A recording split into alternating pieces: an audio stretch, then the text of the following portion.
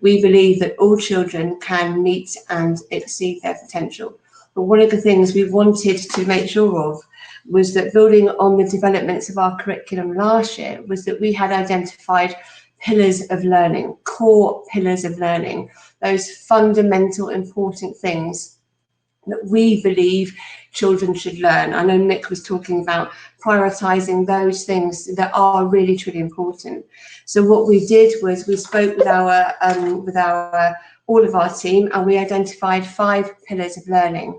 I'm just going to talk to you about what they are very quickly in maths, but we have established them for English as well. And we've talked about the importance of the numbers, the number system to place value. We've talked about their children's physical ability to count to 100, the properties of numbers, odd and even numbers, and of course one of my personal favourites, the times tables. Whether you love them or hate them, they're one of those key pillars of learning.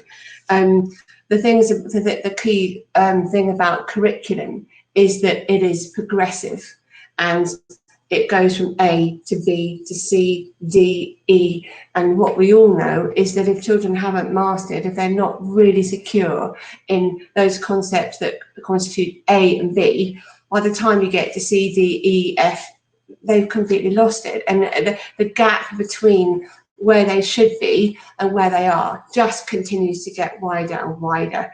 And we wanted to get away from that sheep dip approach, because by the time you get to even to the end of the first term, you have very, very stressed teachers, you have quite, demoralised children, and the gaps are just getting bigger, and teachers feel powerless to help and support those children, and the children lose confidence in their ability to be confident learners. And Nick, you were talking about children being labelled. Children in year 2 saying, I can't do this, I'm no good at that, is absolutely heartbreaking and should never happen.